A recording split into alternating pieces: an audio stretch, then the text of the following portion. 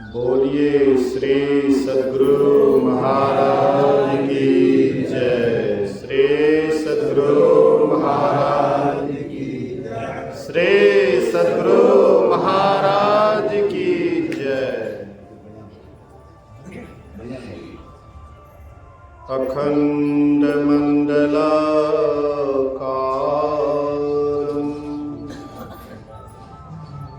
व्याप्तं येन चराचरं तत्पदं दर्शितं येन तस्मै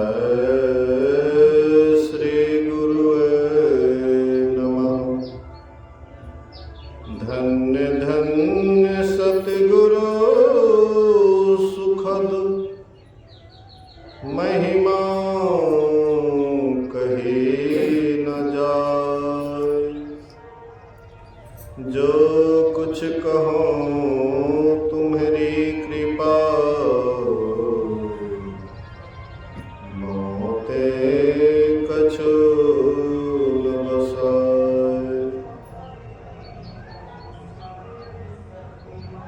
समवेत समादरणीय साधक वृंद,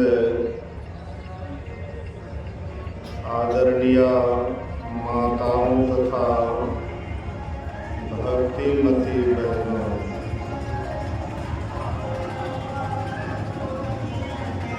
सप्ताह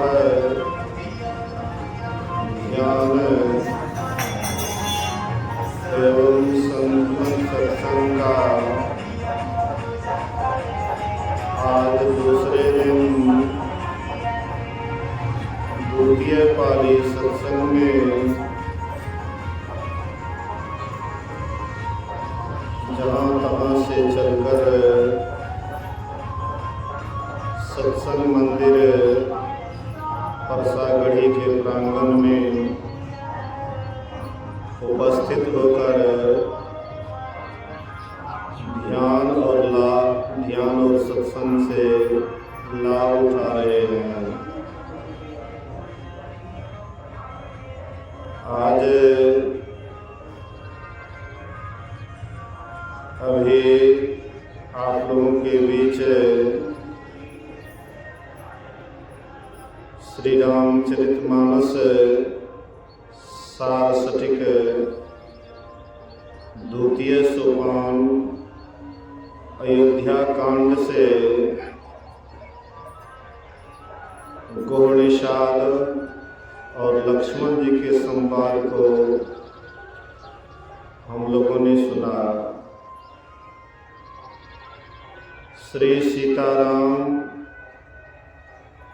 पत्तों के बिछोने पर रात में सोए। स्थान स्थान पर पहरा देने के लिए आदमी नियुक्त कर गोहनिषाद लक्ष्मण जी के पास आकर के आपसी वार्तालाप कर रहे हैं। आपस में बातचीत कर रहे हैं। गोहनिषाद को इस बात से बड़ा विषाद होता है कि माँ कैकेयी ने अच्छा नहीं की,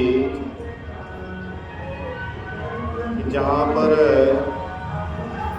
राजगद्दी मिलने वाली थी उसको वनवास दे दिया। और जो फैन जैसे बेड पर सोने वाले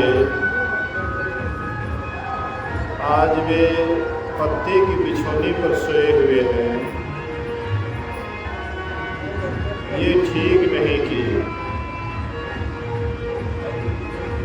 लक्ष्मण जी बड़े हैं उत्तम विचार ज्ञान, योग, भक्ति, ये सबको शान करके बोलते हैं। बोले लखन मधुर मृदु पानी, ज्ञान वैराग्य भक्ति रस सानी। 3 चीज को मिला करके बोलते हैं। इस उपदेश में ज्ञान भी है, इस उपदेश में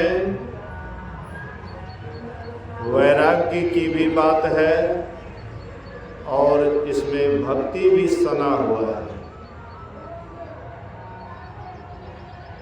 जैसे एक बार एक सरदार जी कुप्पा घाट आए थे गुरु महाराज जी के दर्शनार्थ। तो वे सरदार जी पंजाबी थे, कभी दही चूड़ा खाए नहीं थे। बिहार का प्रसिद्ध जलपान कहिए दही चूड़ा, ये प्रसिद्ध जलपान है। गुरु महाराज जी पहले प्रचार प्रसार करते थे, जब सवारी की सुविधा नहीं थी तो गुरु महाराज जी दही चूड़ा साथ में लेकर के चलते थे। और जहाँ कहीं देखते थे कि नदी है तो उसमें कुल्ला आचमन करके वहाँ पर जलपान करते थे। एक बार महर्षि संत सेवी जी महाराज कह रहे थे कि हम लोग बैलगाड़ी से सफ़र कर रहे थे, रास्ते में नदी आई तो गुरु महाराज जी कहते हैं कि सब आदमी हाथ मुंह कुल्लाचमन करके हाथ मुंह धो लीजिए और जलपान कर लीजिए। जैसे दही रखे, चूड़ा वगैरह रखे, पूर्वा हवा चली और बहुत धूल उड़ करके दही पर ऊपर से जम जाता है छालही की तरह, तो उसको ऊपर से हटा दिए और तब दही और चूड़ा खाए। मतलब बहुत कठिनाइयों का सामना करते हुए गुरु महाराज जी संतमत का प्रचार प्रसार करते थे। बहुत उन्होंने कष्ट सहा। अब तो हम लोग जाते हैं प्रचार के लिए तो हर जगह कुछ न कुछ सत्संगी मिल जाता है और आदर भाव मिल जाता है, बढ़िया से खाना पीना, दान दक्षिणा। लेकिन गुरु महाराज जी के समय में जब संतमत का सत्संगी नहीं था, सब तरफ विरोध ही था। कहता था कि ये लोग कौन संतमत, ये किसको संतमत कहता, ये नया मत कहाँ से चला, ये कौन है बिंदुनाथ, कहाँ पर कोई शास्त्र में इसकी चर्चा है।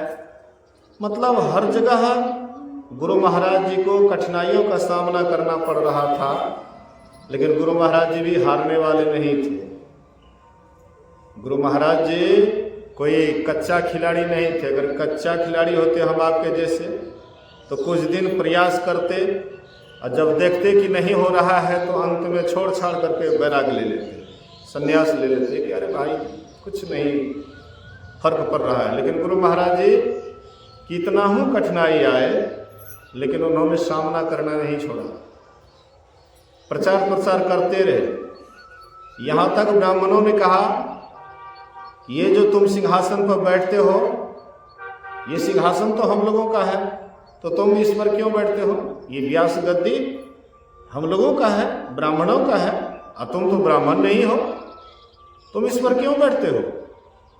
गुरु महाराज जी कहते हैं कि मैं इस सिंहासन को खाली देखा इसलिए मैं बैठ गया।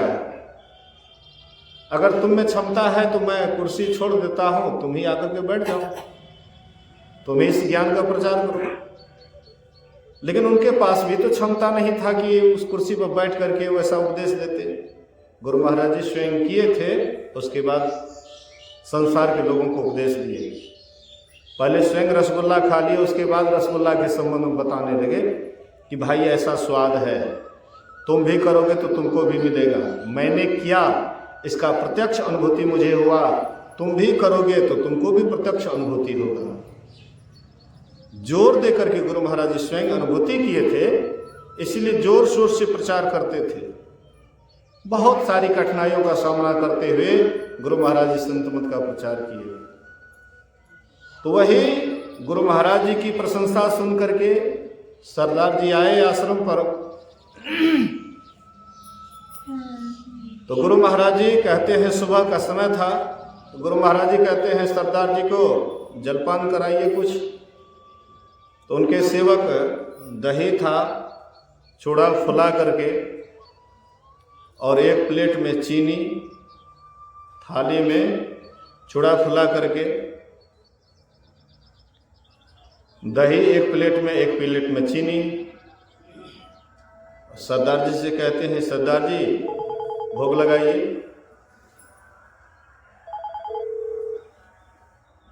तो सरदार जी सोचते हैं कि किधर से कौन शुरू करें।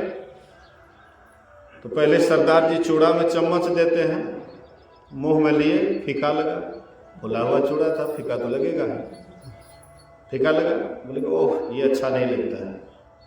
फिर दही में दिए, उससे भी लिए, हो सकता है 2-3 रोज का दही होगा, वो भी लिए, थोड़ा खट्टा लगा, बोले ओह ये भी अच्छा नहीं लगता है।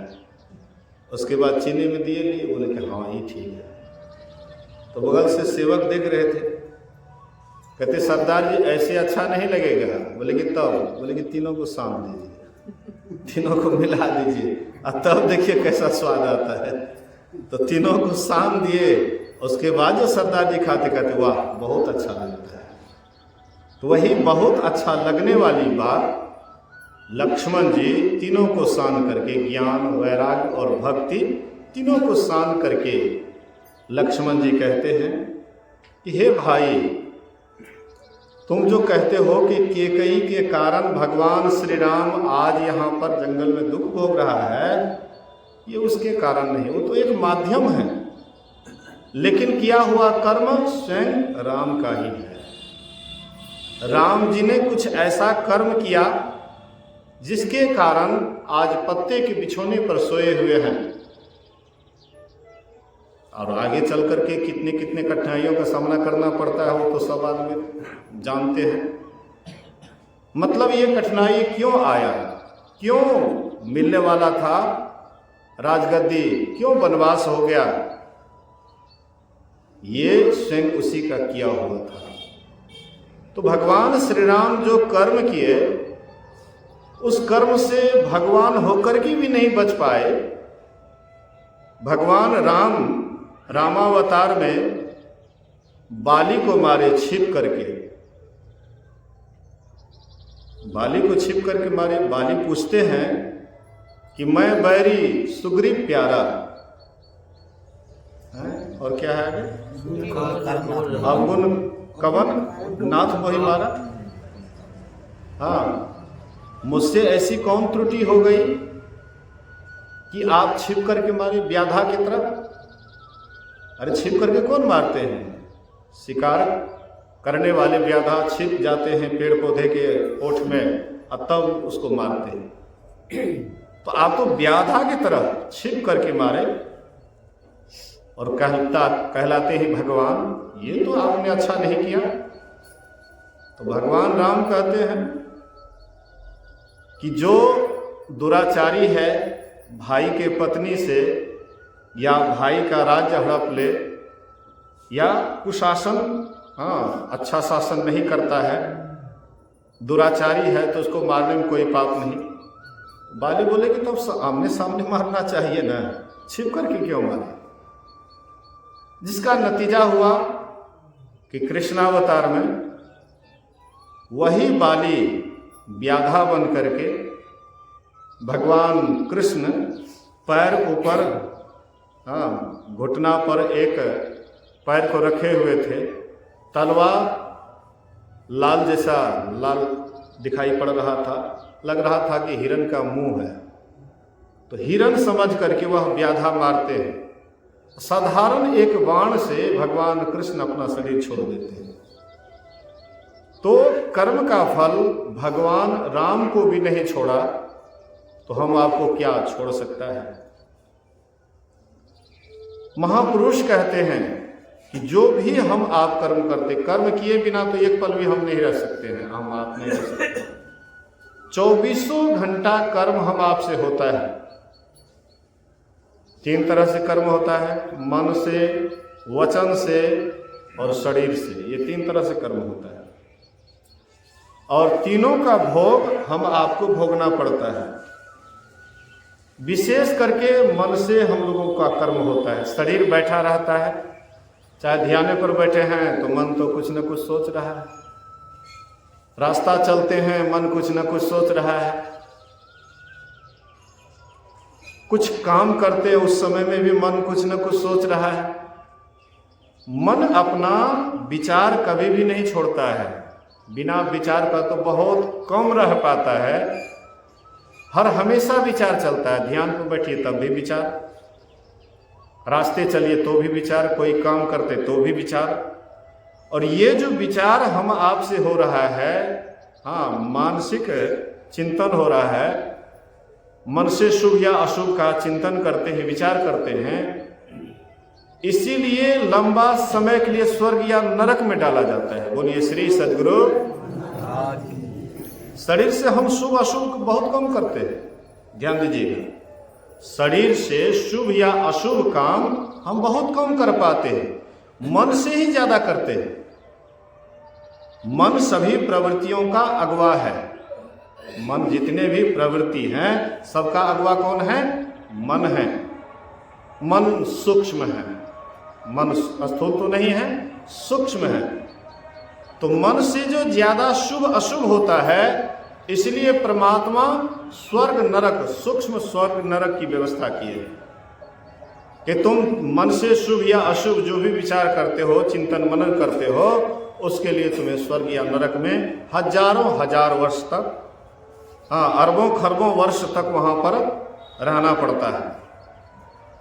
तो इसीलिए महापुरुष कहते हैं, मन से भी कर्म करते हो, वचन से भी करते हो। किसी को हम खड़ा खोटा सुनाते हैं, उल्टा वैसे ही आवाज निकलता है। कोई क्रोध में आकर के आपसे कुछ बोलता है, आपको भी क्रोध आ जाता है।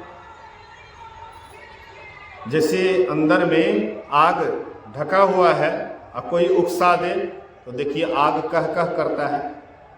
अंदर में तो क्रोध छिपा हुआ है। क्रोध सबके अंदर में, काम, क्रोध, लोभ, मोह, ईर्ष्या, द्वेष, पाखंड, ये सबके अंदर में है। आग के तरह ढका हुआ है। जैसे ऊपर से पझा जाता है आग, खोरने के बाद देखिए एकदम भीतर कह कह करता है, वैसे ही वासना, काम, क्रोधादि के विकार सबके अंदर में एकदम भीतर में लबालब है, लेकिन ऊपर से उसको ढक करके रखते हैं कि लोग हमको कामी ना कहे, लोग हमको क्रोधी ना कहे, लोग हमको लोभी लालची ना कहे, मोही ना कहे, लेकिन अंदर में तो उसी को एकदम हवा देते हैं। देखते हैं ना,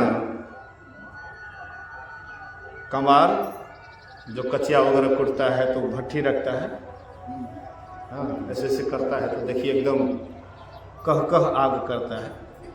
तो अंदर से तो उसी को हम दे रहे हैं हवा, काम, क्रोध आदि के विकार को। अब बाहर से हम अपने आप को सभ्य समझते हैं, हम तो धार्मिक हैं, हम तो सभ्य समाज के हैं, हम तो आर्य हैं, लेकिन अंदर अगर देखा जाए, भीतर भगार भरी, ऊपर से कली है।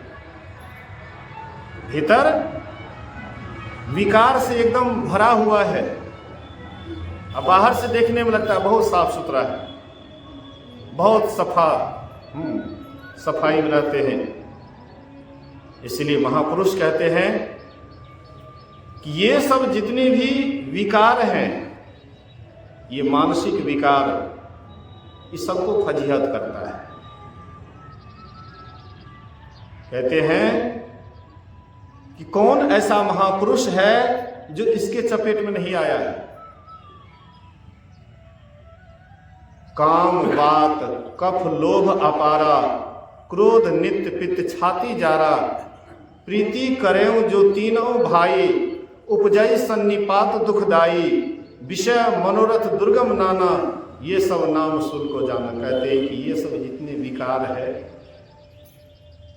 बड़े बड़े सनकादि ऋषियों जैसे, साधारण की बात छोड़ दीजिए, सनकादि ऋषि जो ब्रह्मज्ञानी, नारद जैसे ब्रह्मवेत्ता, शिवजी जैसे ध्यानी, उनको भी नहीं छोड़ा।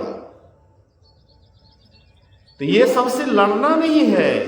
हम जैसे इससे लड़ना शुरू कर देते हैं तब समझिए कि और आपको चुन लेता है कि तुम हमसे लड़ोगे। अच्छा देखो, मौका खोज रहे हैं, मौका का तलाश करेगा, बस समय मिलेगा उठा कर करेंगे।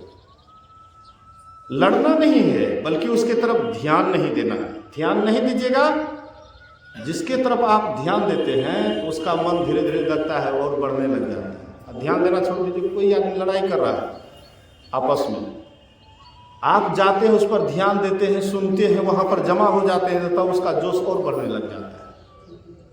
और जैसे वो लड़ाई करता है, झगड़ा करता है, अनसुना करके आप हट जाइए वहां से, देखिएगा ज्यादा देर तक लड़ाई नहीं चलेगा, अपने आप वो लड़ाई खत्म हो जाएगा। लेकिन जैसे शोर शराबा होता है, लोग तो एकदम, उसका प्रेमी तो अधिक है, बहुत ज्यादा लोग जमा हो जाते हैं, तो उसको लोग हवा दे रहे हैं कि भाई और करो झगड़ा, हम लोग देखने वाले। कहने का आशय है, मतलब है कि हम आपके अंदर में ये सारा विकार है, लेकिन ये विकार को मारना काटना भी नहीं है। तो ये विकार से कैसे हम ऊपर उठें? ये जितनी भी विकार हैं, इनसे हम कैसे ऊपर उठें? संत महात्मा कहते हैं कि कोई दूसरा काम चुन लो। कर्म मन से भी होता है, वचन से भी होता है और शरीर से भी होता है। पहले मने को ठीक करो। मन में ही ये सब विकार है, मन के ही कारण तुम्हारा फजीहत होता है, मन सभी प्रवृत्तियों का अगुआ है, मन के ही कारण हम स्वर्ग जाते हैं, नरक जाते हैं, बहुत सारी दुख तकलीफ भी मन के ही द्वारा सहते हैं। तो मन ही सबसे मूल जड़ है, इसलिए मन को ही कोई ऐसा काम दे दो ताकि मन उसमें उलझे रहे, और इधर अगल बगल जो ये जाता आता है, हाँ, बीच बीच में जो फजीहत इसको होता है, ये फजीहत से बचने का बस एक ही उपाय है, इनसे वह काम कराइए जो काम ये नहीं करना चाहता है। मन ये काम नहीं करना चाहता है, ध्यान भजन मन नहीं करना चाहता है। मन तो बाहरी, हाँ, बाहरी जहाँ पर कोई विशेष कार्यक्रम है तो ये सब में विशेष मन आनंद लेता है। ये सरस्वती पूजा, मूर्ति विसर्जन, देखिए तो बच्चे लोगों को कितना आनंद है, एकदम आनंद मना रहे हैं, खुशी मना रहे हैं। बाहरी दिखावा है। उसमें मैं एक गीत सुन रहा था तो मैंने किसी से पूछा भी, हाँ, चुंबई ले चलन चाची आपन है, जितने चुमायब चाची उतने असिक है, अजिया है सरस्वती मैया लाखों बरिस है। मैं दो चार सत्संगी से पूछा कि भाई ये कौन सी उल्टा आशीर्वाद है? माँ सरस्वती से आशीर्वाद लेना चाहिए कि उनको देना चाहिए? भाई माँ सरस्वती को आशीर्वाद दे रहे हैं, इसका मतलब माँ सरस्वती हमसे छोटी है, माँ नहीं तब बेटी है। बेटिए को न चुमाते हैं, दादी चाची नानी मामी हैं, बेटिए को न लोग, या पुतोह को, बेटिए समान पुतोह है न है, उसी को चुमाते हैं, उसको आशीर्वाद देते हैं, लाख जिया है बेटी लाखों बरिस है। लेकिन यहाँ पर माँ सरस्वती को भी क्या क्या लोग बनाते हैं पता नहीं लगता है। अगर किसी के पास ये इसका जवाब हो तो हमको दीजिएगा। मेरा एक सवाल था, ये सरस्वती पूजा के मूर्ति विसर्जन के अवसर पर मैं एक प्रश्न किया हूँ, चाहे जो विद्यार्थी हैं या कोई सत्संगी है, हमको जवाब दीजिएगा कि ये क्या उचित है? माँ सरस्वती को आशीर्वाद देना, जिया है सरस्वती माँ लाखों बरिस है, सोच समझ करके व्यक्ति को बोलना चाहिए या करना चाहिए। चलिए, मैं उधर नहीं जाना चाहता हूं। मैं ये कह रहा था कि मन में जो विकार आता है उधर ध्यान दीजिएगा तो विकार और बढ़ता है, और ध्यान देना छोड़ देते हैं तो धीरे धीरे अपने आप वह समाप्त हो जाता है, पता नहीं लगेगा कि किधर से कैसे गया। तो ये कैसे होगा? तो इसीलिए संत महात्मा कहते हैं कि अपने ख्याल को संसार से मोड़ करके सत्संग ध्यान में जोड़िए, ध्यान कीजिए बराबर। हाँ, ख्याल से कभी मानस जप कीजिए, कभी मानस ध्यान कीजिए, कभी दृष्टियों की क्रिया कीजिए।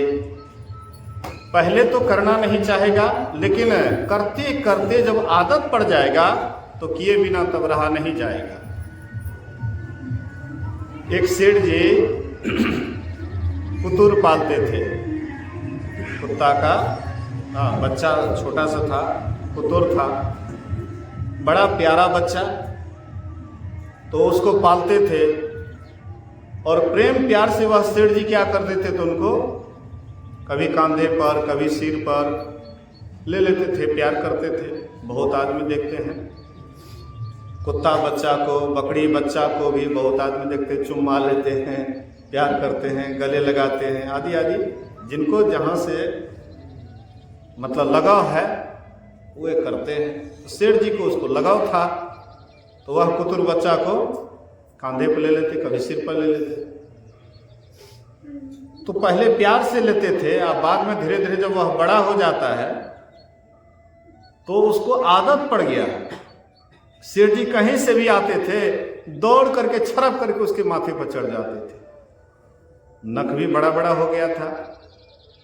सेठ जी बहुत परेशान थे, लहवा लहान शरीर उसका हो गया था, बहुत दुखी था।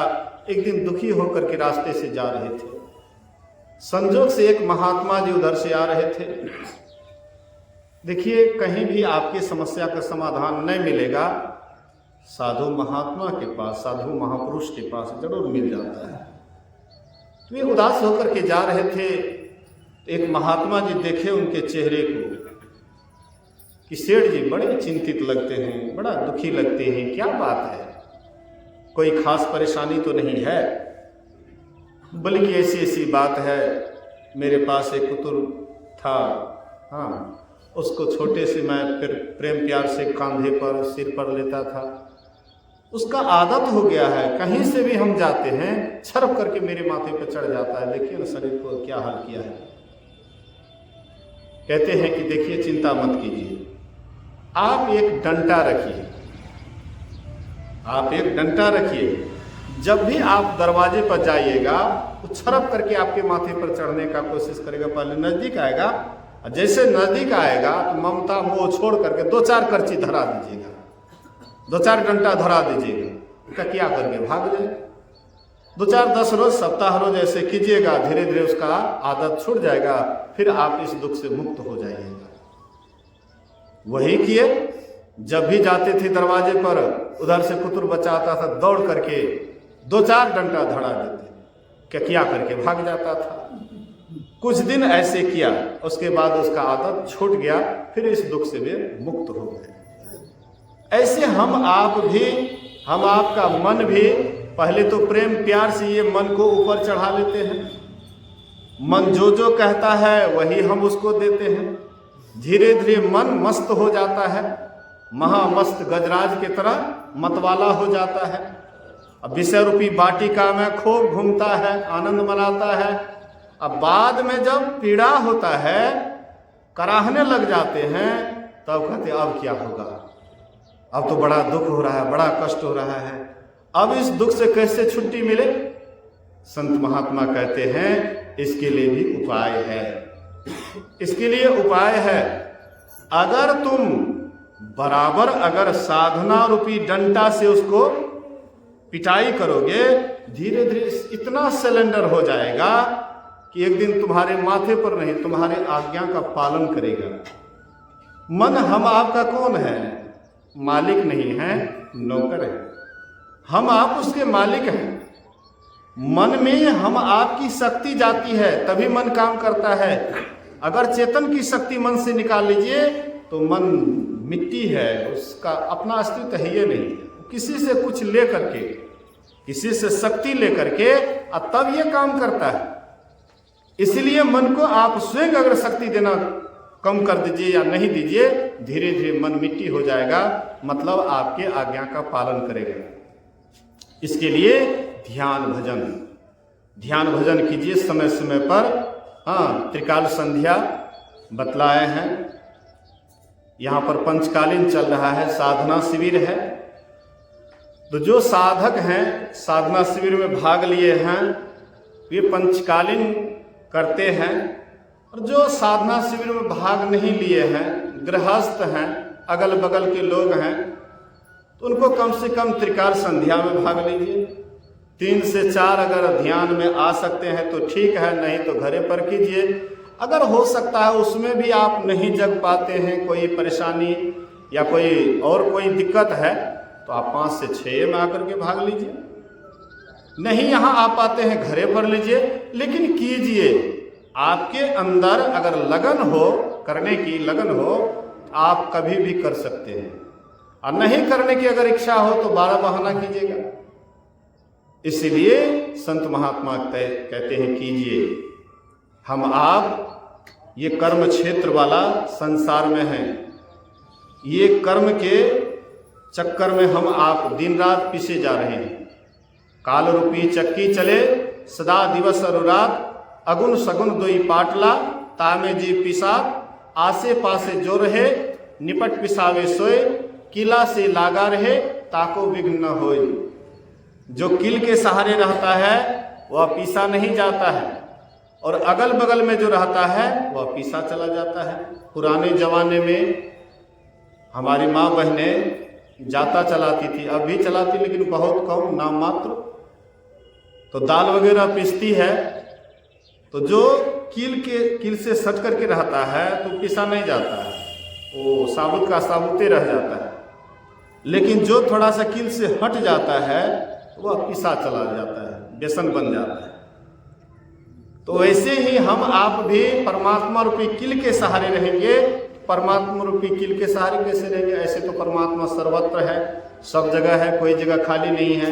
आप में भी है, हम में भी है, सब में है, हर जगह परमात्मा है। लेकिन फिर भी काल रूपी चक्की से हम बच नहीं पाते हैं। आखिर कारण क्या है? तो जहां रहना चाहिए वहां हम नहीं रह पाते हैं, इसलिए काल रूपी चक्की से पिसाते हैं। जहां रहना चाहिए, कहाँ रहना चाहिए? तो गुरु महाराज जी कहते हैं, माघ भूखा बाघ काल के, मुख पड़ो हैं बावरे, होश कर चेतो सवेरे, बचो ध्यान के दावरे, काल मुख से निबु की भागो, ध्यान केवल भाई रे, ऐसो अवसर खोई हो तो रोई हो पछताई रे।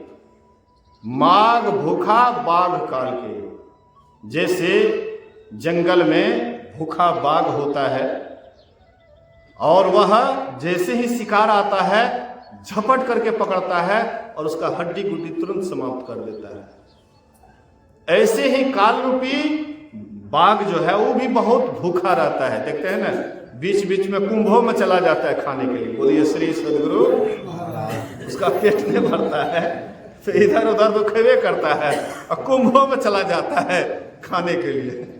जहां पर चल रहा है इतना बड़ा मेला, वहां पर भी नहीं छोड़ता है। मतलब वो कहीं भी नहीं छोड़ेंगे, कहीं भी चले जाइए वो आपका पीछा नहीं छोड़ेंगे, हर हमेशा वो भूखा रहता है। लेकिन उस भूखे काल के बाघ से कैसे बचेंगे? देखिएगा, जब जंगल जाइएगा घूमने के लिए, संजोग से बाघ या शेर आपको देख ले तो वो पहले गुर्राएगा। आलसी होता है, बहुत आलसी होता है शेर, बाघ बहुत आलसी होता है। वो सोचते हैं कि अब इसको पकड़ेंगे, अब इसको पकड़ेंगे। अगर आप चालाक हैं, चतुर हैं, तो वहां से झट से निकल जाइए। वो सोचते रह जाएंगे और तब तक में आप निकल जाइएगा।